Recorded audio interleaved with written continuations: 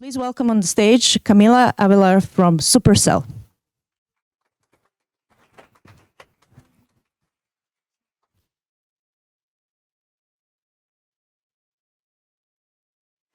All right. Hello? Yes. Thank you. Thank you, Natasha. Hello, everyone. I never know when I make slides if I should make them with a white background and people will be like super blinded by this, but I'm sorry. I always do them in white. So hi, I'm here to give you this presentation conversation thing that I have titled From Then to Now, One Designer's Journey Since 2005. My name is Camilla. I have actually been working in the industry since 2005, and yes, it's true. I am the one designer in the title. So basically, about me, I am from Brazil. I have been working since 2005. And the structure of this talk, so that you can have a little bit of an idea, is I will go through 3 overall time periods, right? Between 2005 and 2008, 2008 and 2013, and then 2013 until now. Don't worry, I won't tell you about what happened in January of 2009 and then in mid-February of, this is gonna be broad strokes, a general idea of what was happening in my career, the least interesting part of this, but also in the industry, in the market. So, oops, sorry, this is very, okay? No, sorry. I breathe loud. All right. So the first steps of this, 2005 to 2008.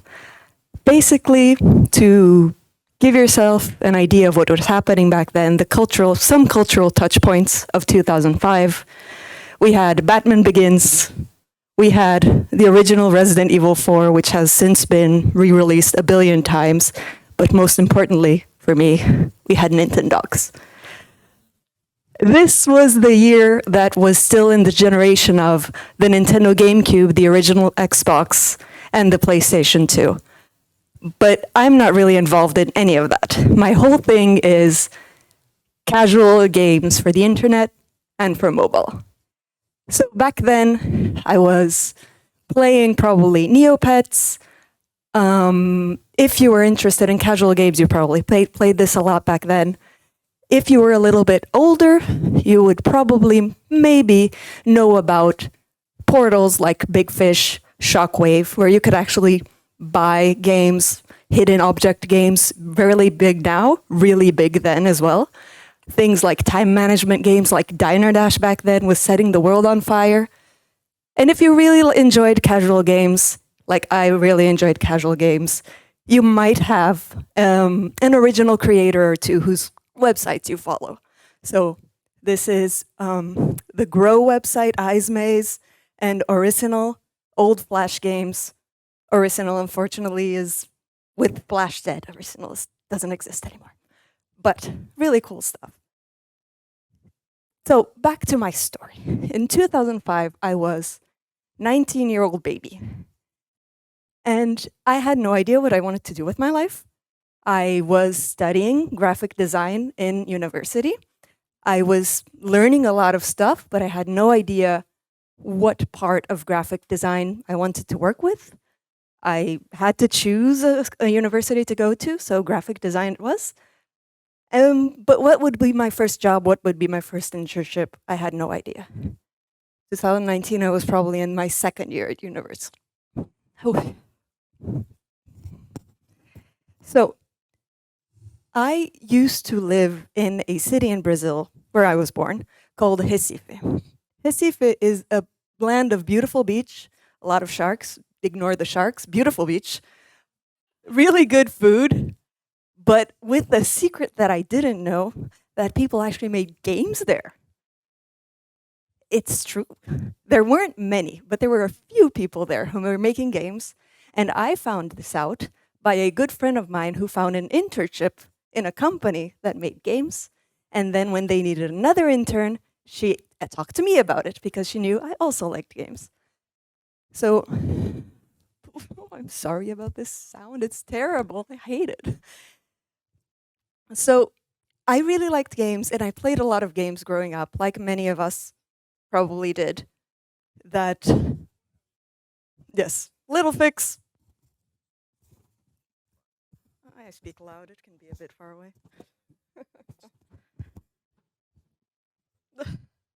Beautiful. All right. So, like many of us, I did play a lot of games. And back in Brazil, back in the day, I'm not talking university, I'm talking about Brazil back in the late 90s and the early 2000s. Games were accessible via two main ways, right? Things were expensive. Brazil did not get a lot of these things just naturally, officially. People knew a lot of games and played a lot of games via rental shops, where we could either rent games or actually go there and play on their TVs and consoles. Because if we had consoles, we had maybe one type. We would keep it for 2 generations, right? I had my Master System until I don't even know when. But another way that we had a lot of games, and we knew a lot of games and played them, were via piracy. If anyone recognizes this UI, you're a very happy person. This is the ZSNES emulator. This was my life when I was a teenager. Like, I played so many games. Piracy back in Brazil, like, it was a way to get to know games. Internet wasn't great, but we made do by downloading all these ROMs and having fun with them. All right, back to my story in the actual industry. Of course, I played a lot of games, but playing games does not mean knowing how to make them. A lot of us probably know a lot of people who are like, I play games, I can design games. That's not necessarily true, but it's a start, right? If you know games that are fun.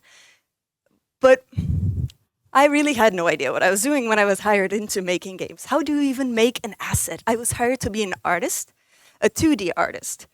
And I didn't know how to export things, I didn't know anything. But the industry was so small, no one really knew what they were doing. So I was learning on the job. And the job was making games for advertising. We had clients like advertising agencies who had clients like Coca-Cola and Fiat who we made games for. And these were games that were like for Flash. They were for short-term ad campaigns. We would have to get the briefing, pitch, and have the developed game in like 3 weeks. This was really fast-paced. And this is a really good way to learn how to make games, because you kind of have to do it. Someone's paying you. If you don't, you kind of like lose your business and your job. So I learned a lot in the 9 months of my art internship, and then the company kind of needed designers. They had a partner external project to make games for a year or two, and you can't just hire designers in a city that doesn't really have an industry. So they asked us inside the company, like, well, does anyone want to try designing? So I said, yes, let's try designing. And again, we didn't, if you asked 2005 Google, how do I make games, you wouldn't really get good results. Like, no one was teaching this kind of stuff. No one was getting degrees in games. Everything was very niche. The information existed, but communities were very fragmented, right? Maybe there is a small forum of people who make Flash games over here, and there is one about people who make RPG Maker games here. But you have to know how to find them. You have to be very technically savvy. And that wasn't really a given for many people. The internet, the commercial household internet, was not even 10 years old at this time. And making indie games to learn on your own time was expensive. Hardware was expensive, computers, graphics cards. Like, no one had the money to buy those, like in Brazil back in the day. The engines, like Unity or Unreal, you had to pay a license up front. There was no download to try. Graphics programs, like if you wanted to get a 3D Studio Max or something in Brazil, you'd have to pay an upfront license that was around the price of a popular car, which would be like months of a person's salary to try a professional graphics programs.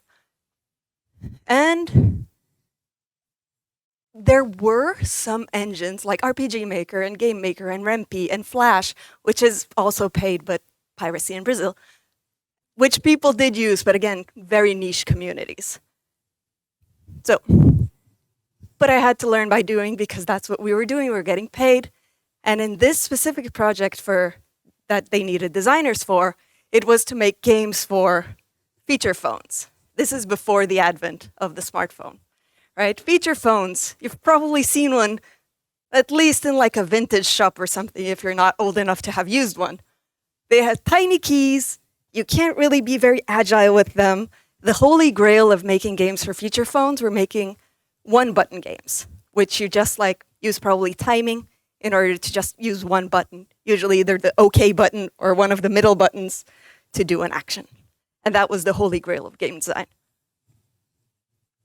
So knowing all this, in that year of the project, External Partnership Program project, which was a project with Samsung to make games to be embedded in their phones, their new phones that were being released in Korea, in those 12 months, basically we designed and developed 10 different games. And again, learning by doing. After you spent 12 months making 10 games, you kind of like learn a thing or two and you develop. There is like, what do you say? There is a lot of learning to be done just by failing by yourself. If you make a game, you see that it's not fun, you kind of like have to find a solution for it to be fun. And that's what we did a lot. But the project ended, I went back to the original company, the Adver Games company. And that's when we had to grow a bit more. We were getting a lot of clients, we needed more designers. So they decided, let's hire more designers. And Camilla, you are the most senior designer here. You're going to be the design manager. Managing and developing are two different skills that people do not necessarily possess in conjunction. I did not possess those in conjunction. That was the year when I found out that I do not want to manage people. Because if you try and fail in making games, you learn how to make a better game.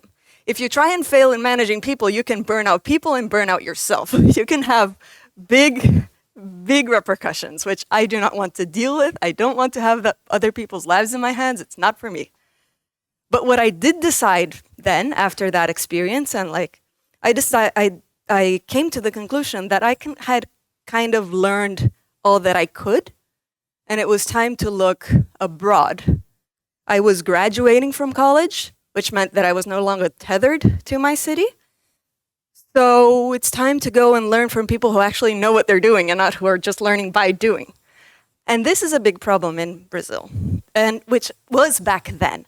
And I think it's also a big problem in other countries that are developing their industry, or at least was back then. This brain drain that people, you hire them, they grow and evolve and learn and improve your country, but then they leave, either to find a better opportunity in other countries, in cool companies, to learn from people who know what they're doing, or just because they think they'll have a better life in another country. That was very much like my position. I didn't want to stay in Brazil. It was not my style. So some people you can prevent from leaving by paying better and offering like actual knowledge, but some people you just can't. Nothing would have convinced me to stay in Brazil, pretty much. But now we're going to the next time period, which is from 2008 to 2013. 2008, I had decided, okay, I'm going to leave Brazil. I graduated. I'm done. I'm going to find a design position elsewhere. And I did go to Spain, still to work with feature phone games. Had a lot of experience, so they hired me. I actually went to the studio that Digital Chocolate, if anyone here remembers. American company, main studio was Sumea here in Helsinki. And they had just recently purchased a studio called Microjox in Barcelona.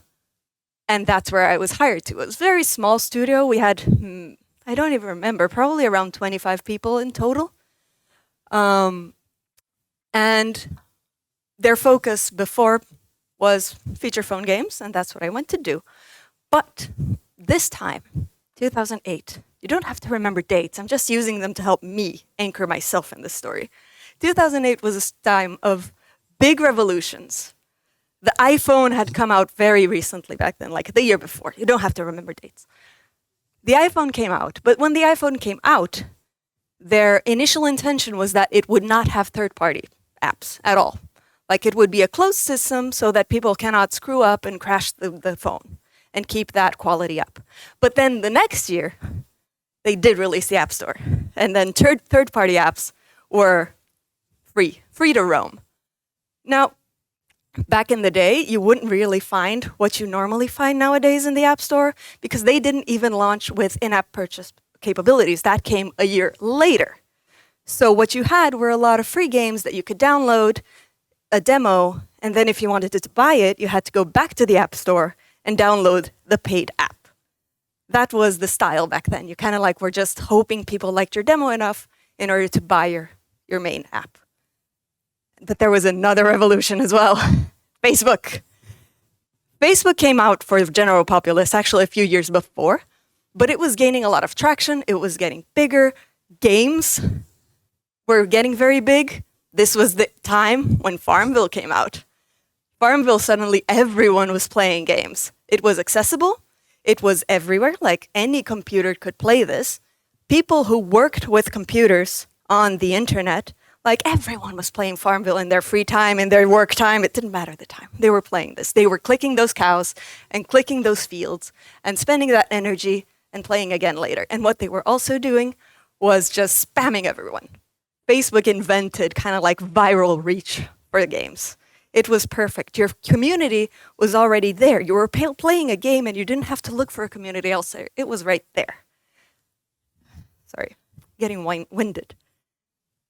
So yeah, this was just like a revolution in who played games for how long. It became a part of people's lives and how they interact with each other. Like, oh, I put an egg for someone to get. Oh, my friend got it. I know who got it. I'm going to go there and say, nice. I like that you got my egg.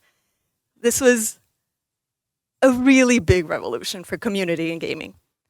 As a small side note, it's really hard to find any information on early iPhone games and early Facebook games. Like, this information has been lost to time. People have not thought to document it. People have not considered it important enough to document. It was like the Wild West. Things were changing rapidly. People were trying things all the time. No one knew what was going to work. So like I had to search a lot just to find I need to find a screenshot of a Facebook feed filled with Farmville things from 2008. 2009. How do I find this? It was hard, man. But I hope someone can bring back documentation for this kind of stuff. It would be cool. And I think a bit this thing about not documenting and not valuing, it goes back to that idea that hardcore games versus casual games, right? This sentiment that casual games, not real games, of course, like gameplay for Farmville back then, it was use energy to click the thing and then wait for energy to recharge. It wasn't very advanced. It was rudimentary in terms of gameplay, but it was a step. Things take steps. If you judge the Pong by Call of Duty, that's also not a real game in some people's eyes. You have to value kind of like the evolution of things. What else? But yeah, I don't know exactly where this comes from, but there's always been like rifts in the community, right? Way back in the late 80s, early 90s, PC versus console. Yes, way back then, people playing some games, really better games on the PC back then than on consoles. Eventually, that became more muddied as consoles became better, but there's always some kind of rift. And I'm a big, not only proponent, but fan of casual games. And I always like to show this thing that some people have seen and some people haven't, which is a gamer motivation model from this company, market research company called Quantic Foundry. They basically kind of like research into why people play games. These are not like categories of players, they're categories of why people play games. So a person can be interested in several of these, all of these, very few of these, but it kind of like helps you understand what they actually like. So hardcore gamers, the kind of like stereotypical hardcore gamers would be more interested in like power and challenge and competition and destruction, excitement. And maybe a casual gamer would be more in the creativity part of thing, which is design and discovery, the immersion of fantasy and story. And maybe some hardcore gamers also like that, and vice versa. But it kind of like shows a little bit. It's really interesting resource to see like how casual gamers and hardcore gamers can be like mapped onto this, to kind of also like understand who you're making games for, right? Casual games usually like super competitive casual games would probably attract a different audience than a super creative casual game. It's good to know. Anyway, back to my life. So in my life this time, I spent about a year in Digital Chocolate Barcelona, and then I decided I would take a little personal life break.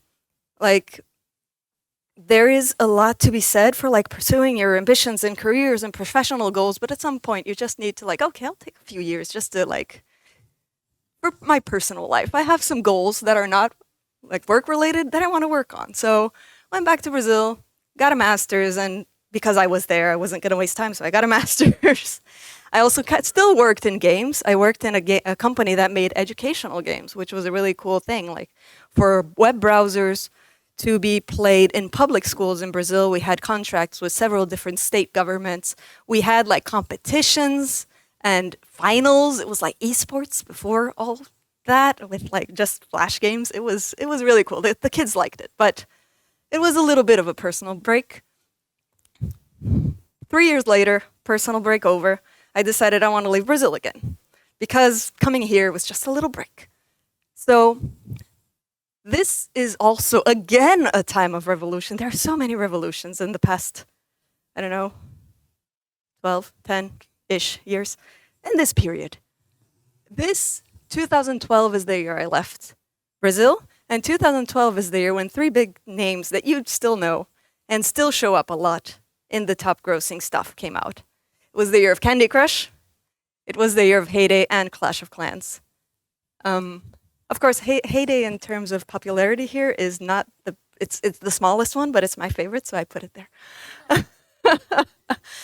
This was a time when games as a service, the way they were made on Facebook, was becoming bigger and bigger on mobile phones.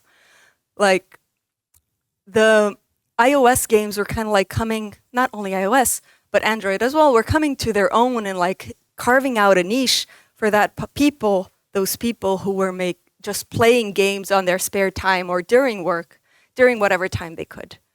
The Android market was also growing during this time and emerging markets. So mobile games had like bigger and bigger possible audiences. Suddenly people who couldn't afford an iPhone or a top of the line whatever could afford a more affordable Android. So the market just became bigger and these things were growing. And as they were growing, a lot of the big Facebook games companies were started to move their Facebook games into mobile. And that is, well, they were also trying to make their own original games for mobile, but they were porting a lot of things. And the company I went to was in that strategy of moving from Facebook to mobile. It was called Wooga. It is called Wooga. It was mainly a Facebook games company. They had games like Diamond Dash and Bubble Island and Monster World, and they were working both on transporting those games onto the phone and the iPad and making new games, which was where I came in to make a new game. Spent about a year there. It launched. As it launched, I left the company, and then it got killed after a couple of months. Like, a lot of games get killed when you're like in a transitional period, right? But after that, they did find their footing with games like June's Journey and things like this. So we're coming to the last part. Don't worry, I'm not keeping you here forever. From 2013 to now, and I choose specifically 2013 because that's the year I joined Supercell. It is, in my life, a bit more stable times. So I joined Supercell, where I am until now, to make a new game. I joined a new game team that was making something cool, something casual, something that I felt I could contribute to. And by then, they already had 2 games, right? They had that Heyday and Clash of Clans that I mentioned. They were 2 big games. One of them, Clash of Clans, much bigger. And they were serving 2 very clearly different audiences. And only one of them was clearly for me. Like, I never got into Clash. Heyday, ever since it soft launched, it has been in my life. Like, I downloaded this game, I created an account in some other country in order to be able to download the soft launch. I have an account number that's like in the first 2,000 people who started playing this game. Like, I really like this. It really captured my imagination. If Supercell only had Clash of Clans, I would never have applied to Supercell. And this is kind of like a interesting thing that happens in companies when they have a big hit and they have other games in other genres. If they focus on improving that big hit, and they hire people who want to work on that big hit, and eventually they don't have anyone else who wants to work on the other genres, right? So they just keep going towards that audience that wants that big hit. So Heyday is currently the only casual game at Supercell still. And other than that, we have Clash of Clans, Clash Royale, Brawl Stars, Boom Beach. Is that it? Clash Mini is currently on. Anyway, it's a lot of hardcore-ish, like hardcore for mobile. They're not really hardcore if you ask the hardcore people, but they attract a different audience, and then they only have Heyday. Let's see. And then the game that I was working on got killed. I was finally able to join my love. I went to Heyday. Because it was either that or nothing for me. Like, I didn't want to work on a Clash game. It was not for me, because ever since I was a teenager, my love was farming games. Like, I loved Harvest Moon on the Super Nintendo. I discovered it through piracy, of course, on the ZSNES. And until now, it's like I love this game so much. I love farming games. I love being able to play a game that's about strategy. It's about the story. It's about the characters. It's about, like, it's not about destruction. It's about creating. It's about decorating. It's all about all these things. So for me, kind of like going back to those gamer motivations chart thing, right? Heyday kind of like, just like Harvest Moon, it fit exactly on the motivations that I have to love a game. So it was like a perfect alignment. I spent 7 years working at Heyday. I would be there until the heat death of the universe if they allowed me. I had to leave recently, but it's fine. Fine. Let's go back to the games, yeah? So yeah, Supercell had these 2 big successes. One of them bigger, like his Heyday came first. It was like, oh, we didn't expect this. And then came Clash. I was like, holy crap, what is this? Can we even do something like this again? But even like that, even with those 2 successes, things like this were still in their infancy. Like these kinds of service games on the phone. Because like, this is a headline from 2013. What do the 10 top grossing iPhone games of 2012 have in common? They're all free. This would never make a headline nowadays. It's just a given.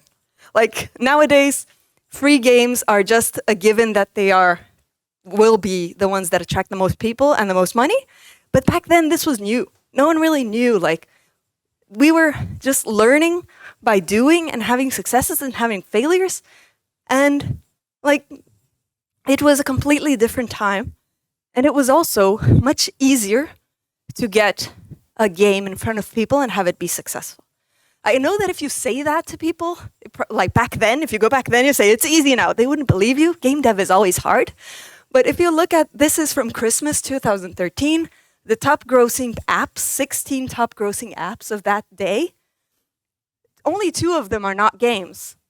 If you look at today's or yesterday's, one of these days, top 10 grossing apps, only 3 of them are games.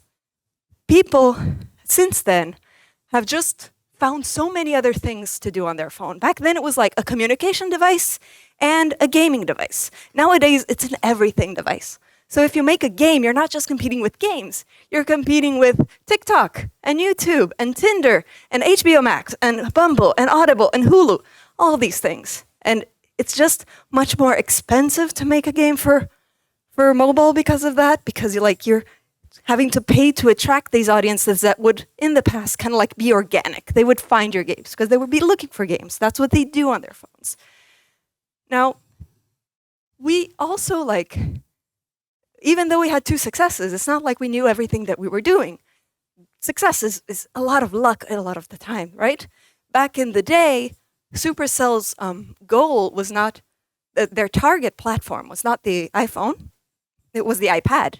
Because it was kind of like, well, people are playing on their computers, it's Facebook games and casual games, and we can transfer that onto a big screen that they can play almost like a touchable TV. That makes sense. It's like big. They want to see the pretty colors and the big animations and all that. But it turns out, of course, as we saw what people were doing and how they were playing the games, iPhone and Android phones were the real winners of that market. Sorry. And this, I don't even know, this is roughly 2013, 14. People have always been trying to make new things, always. And since then, they had made a few big things that have caught on big time. For example, Fortnite, at some point, it was 2018, released their Battle Pass. And this became nowadays every game has a Battle Pass, a Season Pass. Puzzle games have Season Passes. Heyday has a Season Pass. It's not just a Battle Pass for hardcore players, it's just a thing that exists and that improves both monetization of the games and how much the players want to come back and play your content and engage. And this was also roughly the time when mobile games became more and more influenced by PC and console games. The hardware was suddenly able to run 3D real-time stuff. And then we get things like, the Fortnite is now on the mobile as well. The Fortnite, oh my God, I'm so old. Fortnite is on mobile. We get things that are real-time 3D shooters. It's this was not reality before that. Another thing that came and took kind of the market by storm were loot boxes and gacha. Kind of taken from Asian mobile games. They existed before, MMOs, etc., on the computer, but the big thing, they were really big on the Asian mobile games market, and we kind of imported it to the Western games market, and it was a big success, really good monetization, but had real-world repercussions, like ensuing legislation. It's not that safe anymore to make loot box-heavy games. What else? Also, coming back to how easy it is to make games in all these eras, right? If I put that exact same ridiculous search term into YouTube, I get results for making games, full courses. I can just go there and learn whatever I want. Suddenly, Flash declined. Unity, you can just download it and work with it, and you only have to pay if your game makes money after you launch it. Unreal as well. There are really good graphics programs that are free. Publishing options if you want people to play your game. If you're kind of want to be more creative and artistic, and that community, you kind of put it on itch, or maybe you want to put it on Steam, consoles, they have indie games in them now, and people get degrees in this. It's so nice now, and it's such a good time to make games. It's just such a huge change from the days of the car-priced 3D Studio Max. And with this, more and more people get into the craft and get into the community, and they're able to find their community. They're able to share their voices. It's not anymore if you want to find people around you who make games, or just around you digitally, right, on the internet space. You go to a Reddit, a Facebook, whatever you prefer. You use a hashtag on Twitter. You can find your people. So it's just exponential growth, and it's really cool. Now, end of my story here, because we're coming to now, is that at some point in Heyday, I also became kind of the face of Heyday, because the community managers did not want to do video, and someone had to, and I love this game too much to leave it to be no one. So I for 2 years maybe, I spent being the YouTube video person for Heyday. I loved it. It was fun. The players loved it. It was fun. And then last year in 2021, I actually left the team. and went to make new games. Because, like I mentioned, we have Clash of Clans, Clash Royale, Brawl Stars, Boom Beach, and we have Heyday. And I kind of want to increase the pool of the Heyday players, what they can find from our games. So even though I would stay in Heyday forever, I know that there's a lot of potential elsewhere as well, like to get people who also love these games that I love. But moving from a live game where I spent 7 years working on maintaining a game, it was already out when I joined. So I spent 7 years helping maintain it, coming up with features that fit the existing game, listening to the community, right? It's a really big shift to now, like, oh, so I'm sitting in a room with 2 other people and let's make a new game. Where's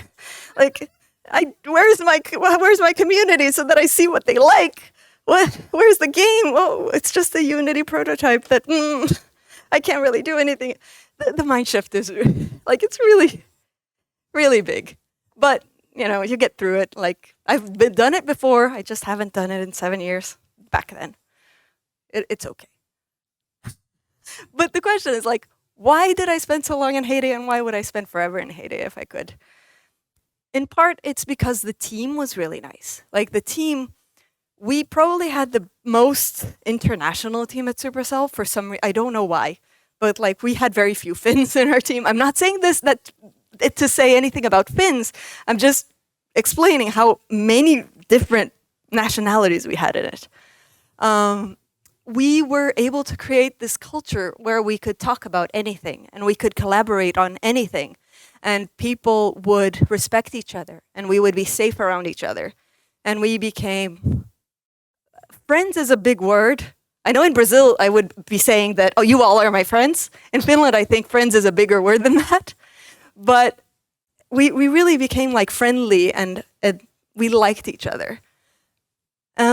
Also, like I mentioned, like I kind of like still want to make games for these motivations that are like the motivations that inspire me. And Heyday was really leaning into that, like into creativity and community and the fantasy of having a farm, even though it's just like you tap things on your phone. And with this, we kind of like could serve an audience that kind of like played more like me. And I could have an impact because of my interest and my experience with games that I probably couldn't in the other games of the company. I probably could do a good job there because you kind of like learn as you go. I learned a lot of things, even not just things that would help me with casual games. But it's like when you align the passion of what you actually like and what you do, you're making a game that you want to play, but you're also like kind of like respecting these whole other people that have these motivations like you. So there are a lot of assumptions, like people who like games like me, there are a lot of assumptions, right, of what kind of player likes this farm game where you can do optical illusions and pretend that there's a staircase coming down, even though it's just 2D assets. And you put bananas around your farm and like you decorate this thing and it takes hours for you to do and you get really big satisfaction from it. And a lot of the assumptions are that these people who played this are kind of like, well, casual. In Supercell, a lot of people have told me over the years that Heyday players are the most hardcore players we have in the company. These people are extremely loyal. They spend a lot of time playing this game. And it's like, with the other games, it's a bit like they play this game, but they also play like Fortnite and Minecraft and this. Heyday is usually people's main game or their only game. They bring it into their lives. They share it with their families. People have found friends, have met people who they went on to marry with this game. So it not only aligns with the gameplay that I enjoy, but it's also like, it's doing so many good things for people. It's a game, of course, and we make it because we make money out of it, but I get, and I think people in the team also get, like, really big satisfaction of making these people happy the way they are happy with this game. And with that, we're all caught up. It's 2022 and I'm standing right here. So I guess it's not the end, I guess. I can be here in the next 17 years if Natasha invites me for We Love Games 2039. But yeah, just a few things that it's not really a learnings kind of talk, right? It's just, here are my conversational experiences that maybe you guys find funny and interesting. But a few things to pull from this is that like everything can change in a really short amount of time. And also, like, different niches and genres have different revolution. Like, I just talked here about a small part of mobile and casual games. There's probably a lot more happening in even other parts of casual games, and then hardcore games and console games, and like so many things. This was not comprehensive. This was just about my interests. And also, like, your career in 20 years will probably have gone through a bunch of changes. Like you see what happened in the last 17 years, it's gonna keep happening. It's just gonna diverge from now and get bigger and weirder and cooler. But so you gotta kind of like be adaptable, but like don't stress too much about it. Knowledge is transferable. Like the knowledge that I gained making advert games on Flash in the beginning was crucial to make mobile games on the like feature phones, which was crucial to make this and that. Like everything is kind of like a step towards the next thing. Knowledge is knowledge. You don't have to worry about like, oh, but I have no knowledge about this specific thing that this specific company wants. It's fine. If you can build on what you know. And in my experience, pursuing projects that really interest you brings good results. Because like if you understand why something works out of your own interests and out of loving this thing, you can probably experiment kind of like in a more focused direction if you're trying to make something similar. And you also feel a bit more pressure to make it well, because some people want to make big hits, some people want to be played by everyone in the world, some people are like, oh, I don't want to disrespect this genre that I love so much. And this is a good thing as well. All of these things are good things, but for me, like not wanting to disrespect this genre that I love so well is really good. And that's it. Thanks. Any questions?